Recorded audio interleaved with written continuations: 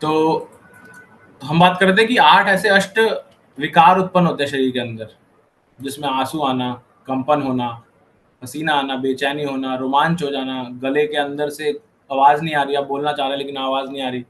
ये इस तरह के अष्ट विकार होते हैं और ये चैतन्य महाप्रभु में बहुत ज़्यादा हुआ करते थे इस तरह के। तो ये क्योंकि दिव्यता का अनुभव हो जाता है तब होता है ऐसा। तो फिर हमें आता है आगे श्लोक एक और कि श्लोक कह रहा हूँ, इसमें आगे पंक्ति आती है कि नवदा भक्ति के बारे में बताएगा। फिर बताया कि जो जीव है उसके अंदर जब वो भगवान की महिमा और लीलाओं के बारे में नियमित रूप से श्रवण करता है तो उसके हृदय की अशुद्धियां धुल जाती हैं। एंड ऐसा भी हमें भागवतम के अंदर ही हमने श्लोक पढ़ा है। ये भी हमारे दूसरे स्कंद के आता है कि कैसे जब नियमित रूप से श्रवण करने से हमारे हृदय की अशुद्धियां धुल जाती हैं और धुलने से वह भक्ति में दृढ़ हो जाता है। तो ये भागवत के जो हमने दूसरा स्कंद पिछला भी स्कंद से समाप्त किया था उसके 8वें अध्याय के अंदर जब परीक्षित महाराज अपने 21 प्रश्न करते हैं उससे पूर्व भगवान की हरि कथा का गुणगान करते हैं और हरि कथा के गुणगान में वो बोलते हैं प्रविष्ट कर्ण रंध्रेण स्वनाम भाव सरोरुहम धुनोति शमलम कृष्णा सलिलस्य यथा शरत। क्या बोलते हैं कि प्रविष्ट प्रविष्ट यानी कि अंदर जाना, प्रवेश करना। प्रविष्ट कर्णरंध्रेण, कर्णरंध्रेण का अर्थ क्या है? जो हमारे कान है, कान के जो छेद हैं उसको कर्णरंध्रेण कहते हैं। तो प्रविष्ट कर्णरंध्रेण स्वनाम भाव सरोरुहम, अर्थात क्या वो भगवान कान के मार्ग से हमारे हृदय रूपी कमल में पहुंच जाते हैं। कैसे पहुंच जाते हैं? जब हम नियमित तो रूप से भगवान की कथा का श्रवण करते हैं। और क्या करते हैं वो आकर के वहां पर? धुनोति शमलम कृष्ण, यानी कि कृष्ण तो हम जानते हैं भगवान कृष्ण का नाम है। और शमलम का अर्थ क्या होता है? शमलम का अर्थ होता है हमारे अंदर जितने भी अशुद्धियां हैं वो। और धुनोति, धुनना तो हम नॉर्मल रूप में बोलते हैं कि भाई रुई खराब हो गई इसको धुनवा लाओ, गद्दे खराब हो रहे हैं, रजाई खराब हो रही है इसको धुनवा लाओ। धुनवाओ का मतलब सफाई करा लो उसकी, उसको धुन करके। तो ये संस्कृत का शब्द है एक्चुअल में, धुनोति शमलम कृष्णा। तो भगवान क्या करते हैं? हमारे हृदय में प्रवेश करके कान के माध्यम से। कब करते हैं? जब हम नियमित रूप से भगवान की लीलाओं को, कथाओं को श्रवण करते हैं तो भगवान कान के माध्यम से हमारे हृदय के अंदर प्रवेश कर जाते हैं और प्रवेश करने के बाद क्लीनिंग, सफाई करते हैं। धुनोति शमलम कृष्णा, किसकी सफाई करते हैं? हमारे हृदय के अंदर जो अशुद्धियां हैं उनकी सफाई करते हैं। और कैसे सफाई करते हैं? ऐसे नहीं कि ऐसे कर दी, शलील से यथा शरत। जैसे आपने देखा होगा अलग अलग नदियां, नाले, गंदे नाले, नालों में कितनी गंदगी रहती है, कितने बांस बदबू आती है उनमें से, राइट, नॉर्मल रूप में। लेकिन जब शरद ऋतु आती है, वर्षा आती है, तब क्या होता है? शरद ऋतु में इतनी तेज बारिश होती है कि वो गंदगी को बहा ले जाती है और नालों नालों से जो साधारण तौर पर स्मेल आती है वो बंद हो जाती है। क्यों बंद हो जाती है? क्योंकि वो पानी, जो गंदगी थी वो सब बह गई।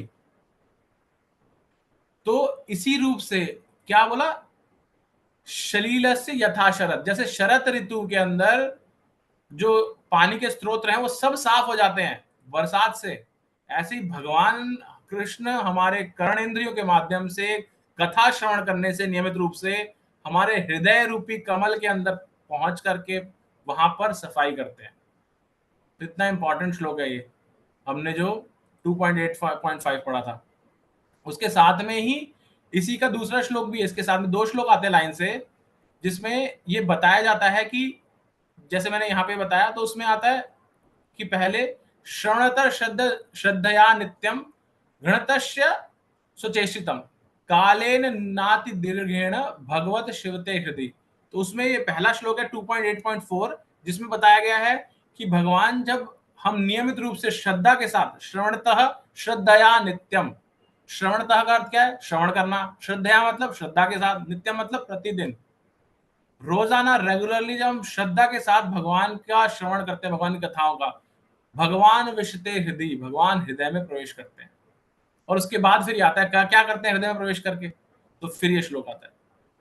तो ऐसे बहुत सुंदर प्रभुपाद जी ने यहाँ पे बहुत सिंपल एक लाइन लिख दी, लेकिन क्यों क्यों लिखी? क्योंकि प्रभुपाद जी पहले एक्सप्लेन कर चुके हैं पिछले स्कंद के अंदर तो हमें ऐसे कनेक्ट करना आना चाहिए कि अच्छा हमने तो ये पढ़ा है कहीं पर, कहाँ पढ़ा है? भागवतम के अंदर। ये जो हमने आपके साथ में बताया था कि पढ़ाई का तरीका क्या है, अध्ययन का तरीका क्या है, उसमें पहला क्या है? श्रवण। श्रवण के बाद में मनन, मनन के साथ में निधिध्यासनम। निधिध्यासनम का अर्थ क्या है? कनेक्शन ढूंढना है। ऐसे जब हम कनेक्शन ढूंढते रहेंगे तो हमें पता रहेगा कि अच्छा हमने वहां पढ़ा था, यहाँ पढ़ा था। हो सकता है आपको याद ना है कौन सा श्लोक है, कहाँ पर है, लेकिन अब इतना तो क्लिक होना चाहिए हमने कहीं पढ़ा है। तो आप क्लास में पूछ सकते हैं, प्रभु जी ये जो यहाँ लाइन आई थी ये हमने इस तरह के कई श्लोक पढ़ा था, आपको याद है किसी को? हो सकता है यहाँ पे याद ना है, ये तो इंपॉर्टेंट श्लोक थे इसलिए मेरे को एकदम ध्यान आया। आप गूगल पे सर्च कर सकते हैं, या फिर आप यहाँ पे हमें किसी को पता नहीं होगा तो हम ऐसे होमवर्क लेके जा सकते हैं, उसको फिर ग्रुप में डाल सकते हैं कि अच्छा हमने यहाँ पे पढ़ा था ये श्लोक। तो इस तरह से करने से हमारी भागवतम का अध्ययन और स्ट्रांग होता है। ऐसा हमें करना चाहिए। फिर प्रवेश करके होता क्या है? भगवान अंदर आ गए, सफाई कर दी, सब क्लीनिंग हो गई, बट उसके बाद क्या? तो ये हमने जैसे छठे श्लोक के अंदर पढ़ा कि उद्धव जी एकदम बहुत हायर स्तर पे थे। कहाँ पे थे? उसमें श्लोक में आता है कि भगवान के धाम के मानव उस स्तर पे थे। जैसे भगवत धाम, भगवान उद्धव जी भगवत धाम द्वारका जो है वहां पे थे, और वहां से उतरकर इस भौतिक स्तर पर आ गए जब विदुर जी ने उनको थोड़ा सा हिलाया। तो ऐसे कैसे पॉसिबल है? तो प्रभुपाद जी यहाँ बताते हैं कि जो शुद्ध भक्त होता है, क्योंकि उनको पहले ही बता दिया वो क्या है, मुक्त आत्मा है। शुद्ध भक्त जो होता है वो इस मृत्यु जगत में आता अवश्य है, लेकिन वो अपने भौतिक कारणों से नहीं आता, वो सिर्फ भगवान की सेवा करने के लिए आता है। उसका कनेक्शन जो है वो तब भी भगवान से बना रहता है। वो डायरेक्टली कभी भी आ जा सकता है भाव के लेवल पे, भाव से इमीडिएटली कभी भी भगवत धाम पहुंच जाएगा, और कभी इमीडिएटली वापस यहाँ आ जाएगा एज ए सेवा, हमारी सेवा करने के लिए। लेकिन वो कनेक्शन बैठता कैसे है? उस कनेक्शन के बारे में ही प्रभुपाद जी ने हमें इस आखिरी छठे श्लोक के तात्पर्य में बताया है। तो जब भगवान हमारे हृदय में आते हैं, सफाई कर दी, सफाई करने के बाद एज ए चैत्य गुरु जब वो देखते हैं कि ये भक्त सिंसियर हो रहा है, तो चैत्य गुरु के रूप में भगवान हमें मार्ग दिखाते हैं गुरु का। गुरु का मार्ग क्या है? कि हमें गुरु प्राप्त हो सके, हमारे अंदर से प्रेरणा बढ़ जाएगी, मुझे गुरु चाहिए। हमारे अंदर प्रेरणा बढ़ जाएगी कि ये जब आप श्रवण कर रहे हैं अलग अलग भक्तों का, तो आपको लगेगा कि ये मेरे गुरु, मुझे इनको गुरु रूप में धारण करना है। आप मन ही मन में, हो सकता है आपने दीक्षा नहीं, लेकिन आप मन ही मन में उनको गुरु मान लेते हैं कि मेरे गुरु हैं। तो क्या हुआ? आपने चैत्य गुरु जो भगवान स्वयं, उन्होंने आपको मार्गदर्शन किया। अब गुरु क्या करता है? गुरु आपको, आपके अंदर जो हमारा जो हृदय है एकदम हार्ड, एक उसको क्या बोलते हैं, बहुत सॉलिड पत्थर की तरह है। इसमें जैसे बंजर भूमि जो होती है, बंजर भूमि में खेती नहीं हो सकती, तो बंजर भूमि में क्या करना पड़ता है? हल चलाना पड़ता है। हल हल चलाते तो क्या होता है? वो बंजर भूमि क्या होती है? खुल जाती है, सॉफ्ट हो जाती है, मुलायम हो जाती है। तो हल हल जब हम बात करते हैं तो हल किसका अस्त्र है? कौन बताना चाहेगा? बलराम जी, बलराम जी का। बलराम बलराम जी का, हम सब जानते हैं। और बलराम जी किसके प्रतिनिधित्व करते हैं तत्व के लेवल पे? कोई कृष्ण। जानता है? बलराम बलराम जी क्या? तत्व तत्व के अगर स्तर पे देखा जाए तो बलराम जी किस चीज को रिप्रेजेंट करते हैं? बलराम गुरु गुरु तत्व, गुरु गुरु तत्व। राइट। तो गुरु तत्व को रिप्रेजेंट कर रहे हैं। तो जब आपके जीवन में गुरु आते हैं, तो गुरु जो बलराम जी के पास हल है, वो हमारी बंजर हृदय के ऊपर वो चलता है। तो जब वो चलता है, ऑलरेडी कृष्ण भगवान भी हृदय में आ चुके हैं, वो जो कृष्ण भगवान हृदय में आए हैं ये वही हल है। तो क्या बलराम जी क्या है? वो भी भगवान कृष्ण का ही एक्सपेंशन है। तो उस रूप में आकर के हमारे हृदय के अंदर हल चला रहे हैं, उसको उपजाऊ बनाने के लिए, उसको एक फर्टाइल मिट्टी बनाने के लिए। और जब वो फर्टाइल मिट्टी बन जाती है, तो वही गुरु उसमें भक्ति का बीज डालते हैं उस भूमि पे। अब गुरु वो क्या है? वो दीक्षा है। तो जब गुरु दीक्षा देता है तो वो भक्ति का बीज हमारे अंदर हृदय में डाल दिया। अब दीक्षा मिलना कोई ऐसा नहीं कि फाइनल डेस्टिनेशन है, आपने प्राप्त कर लिया, हो गया भाई दीक्षा हुई। ये तो बीज गया है अभी, अभी तो मार्ग बहुत लंबा है, अभी तो सिर्फ बीज गया है अंदर। तो बीज जाने के बाद मिट्टी उपजाऊ थी, बीज चला गया, लेकिन खाली बीज जाने से हो जाएगा कुछ? पहला स्टेप होना आवश्यक है कि बंजर भूमि में अगर बीज डालेंगे तो कुछ नहीं होगा उसका, तो पहला हल चलना जरूरी है, उसको उपजाऊ बनाना जरूरी है। फिर खाली उपजाऊ होने से भी काम नहीं होगा, बीज डालना आवश्यक है, तो बीज भी इंपॉर्टेंट है। लेकिन क्या उपजाऊ भूमि और बीज से काम चल जाएगा? उससे भी काम नहीं चलेगा, उसका सिंचाई होनी आवश्यक है। तो सिंचाई कैसे होती है? सिंचाई होती है जैसे यहाँ प्रभुपाद जी ने बताया कि नियमित रूप से भगवान की हरि कथा का श्रवण करने से जो बीज गया है उसका सिंचन होता है। और जब किसी का सींचते हैं, आप बीज को सींचेंगे तो क्या होगा, वो धीरे धीरे से उसमें एक छोटा पौधा निकलेगा, फिर पौधे से लता बनेगी, वो लता बढ़ती जाएगी बढ़ती जाएगी बढ़ता जाएगी, इसकी जो बोलते हैं भक्ति लता बीज। भक्ति लता बीज का क्या है? भक्ति लता है जो बीज से उत्पन्न हुई है। वो बीज कहाँ से आया? गुरु ने दिया हमें। तो लता बढ़ती जाती है और जितना सिंचन करते रहेंगे तो भक्ति बढ़ती जाएगी, भक्ति लता बढ़ती जाएगी बढ़ती जाएगी, और वो इस लोक को क्रॉस कर जाती है, भौतिक जगत को पार कर जाती है।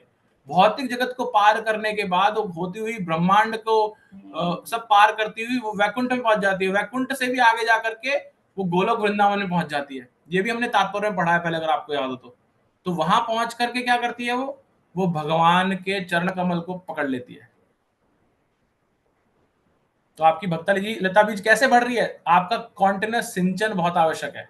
जब सिंचाई कर रहे हैं, सिंचाई क्या है? श्रवण कीर्तन, भगवान की कथाओं का श्रवण करना, कीर्तन करना, लोगों को बताना। तो जब रेगुलरली करते रहेंगे तो वो बीज बोया गुरु ने, वो लता का फॉर्म लेके और वो जाकर के भगवान के चरणों को पकड़ लेती है। प्रभुपाद जी बताते हैं कि साधारणतः कोई भी लता, जब तक उस, क्योंकि लता तो कमजोर है, जब तक उसे वो एक मजबूत चीज नहीं मिलती इसको पकड़ के वो बंध जाए, और उसके बाद जब बंध जाती है उसके बाद उसमें फल लगने शुरू होते हैं। तो जब वो भगवान के चरणों को पकड़ लेती है तो उसके अंदर स्ट्रेंथ आ जाती है कि अभी तो नीचे तो जुड़ी हुई है ऑलरेडी जड़ से, अब ऊपर जाके भी जुड़ गई, तो अब उसके अंदर फल लगने लगते हैं। तो ये फल है भक्ति रूपी, इसके फल जो माले हमें प्रेम रूपी फल मिलते हैं इसके अंदर। तो भक्ति लता के अंदर भगवत प्रेम रूपी फल मिलता है, और इसका जो माली है, माली कौन है? हम स्वयं है। तो हमें उसका आस्वादन होता है, और उसी तरह से प्रभुपाद जी बोलते हैं हमारा जीवन सफल होता है। तो हमने क्या देखा यहाँ पर कि किस तरह से हमारे सिर्फ श्रवण कीर्तन से हमारी जो हृदय में चैत्य गुरु जागृत होते हैं, वो हमें गुरु का मार्गदर्शन दिखाते हैं, बलराम जी के रूप में हल चला के हमारे हृदय को उपजाऊ करते हैं, उसमें बीज बोया जाता है गुरु के द्वारा, और फिर वो लता बढ़ती हुई श्रवण कीर्तन के माध्यम से ही वो लता सीधे भगवान से जुड़ जाती है। और उद्धव जी के केस में ऐसा ही था। अब जब लता जुड़ गई तो आप तो है नीचे, तो जैसे फोन कॉल करते हैं, फोन कॉल आप यहां बैठे हैं, अब वो सैटेलाइट में ऊपर सुनीता विलियम्स बैठी है, अंतरिक्ष में कहीं घूम रही है, लेकिन आप उससे कनेक्ट कर पाते हैं यहां से। तो आप अभी उससे फोन पे बात कर रहे हैं, अच्छा क्या चल रहा है सुनीता, वहां पर सब बात कर ली उससे, और इमीडिएटली अगर आपका बच्चा आ गया यहाँ पड़ोस में तो आप उससे इसको साइड रख के उससे भी बात कर सकते हैं। हाँ क्या चल रहा है, हाँ बेटा तुम्हें ये खेलना, जाओ खेल लो, फिर वापस उससे बात करना शुरू कर सकते हैं।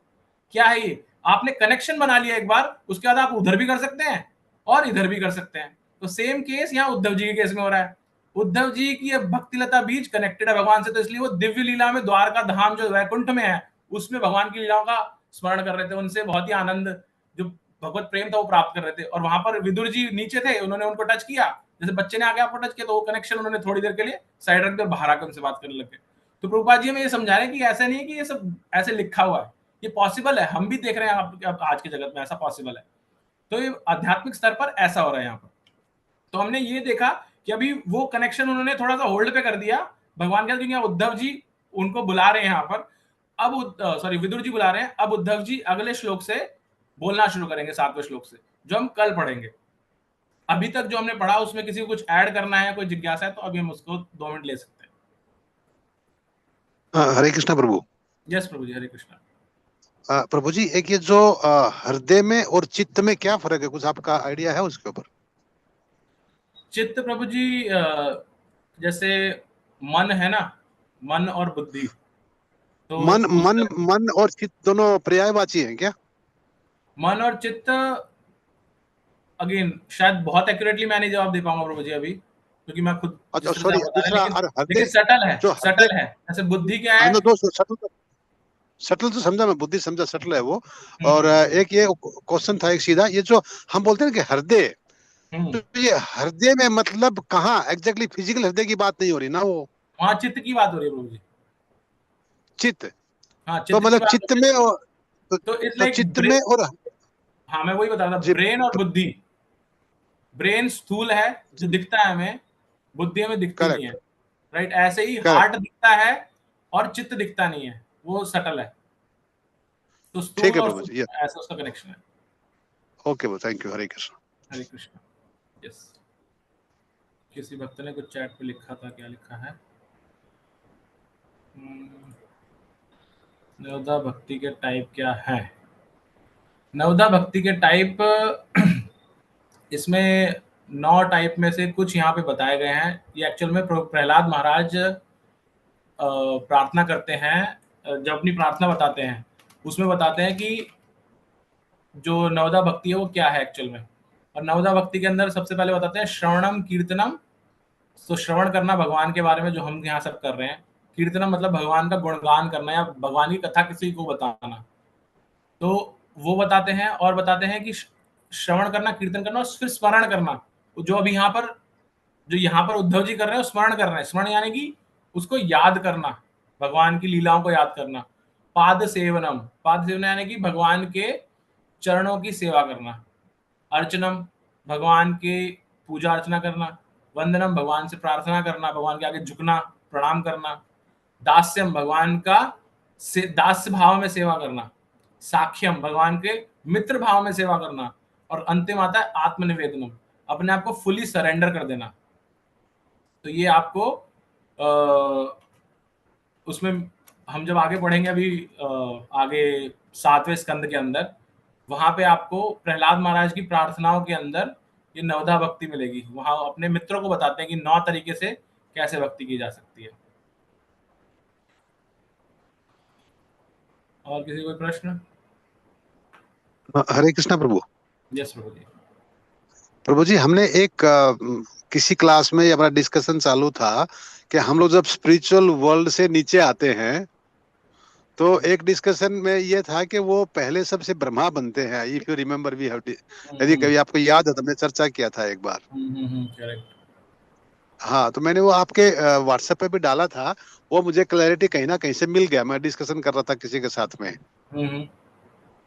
तो वो क्या है, स्पिरिचुअल वर्ल्ड से जब आत्माएं नीचे आती हैं तो वो उसका जब वो थॉट प्रोसेस होता है ना, तो भगवान उसको उसी थॉट प्रोसेस के अनुसार में, अभी किसी का थॉट प्रोसेस कैसा रहेगा एंजॉयमेंट करने का, किसी का कैसा रहेगा। तो यदि कोई चाहता है कि संपूर्ण रूप से चीजों को कंट्रोल करना चाहे तो उनको ब्रह्मा जी बनाते हैं। और यदि कोई छोटे लेवल पे अंडरस्टैंडिंग, बिकॉज भगवान को सब कुछ मालूमात है मटेरियल वर्ल्ड के बारे में, तो वो सीधा मानव शरीर में भी उनका जन्म हो जाता है आत्माओं का, और इवन एनिमल भी बन सकते हैं एक्चुअली वो। तो इसका जो एक्सप्लेनेशन है प्रभुपाद जी का लेक्चर है, वो सब चीजें मैंने आपके व्हाट्सएप पे डाला है प्रभु जी, आपके ग्रुप पे ऊपर। अच्छा, आपने कभी भेजा क्या प्रभु जी, ये पहले भेजा था? प्रभु जी, मैंने दिन में भेजा था। आपको अच्छा। यदि क्लैरिटी उसमें नहीं मिला होगा तो मैं दोबारा भेज दूंगा प्रभु जी। हाँ प्लीज वो लिंक भेज दीजिएगा। थैंक यू हरे बताने के लिए। कृष्ण।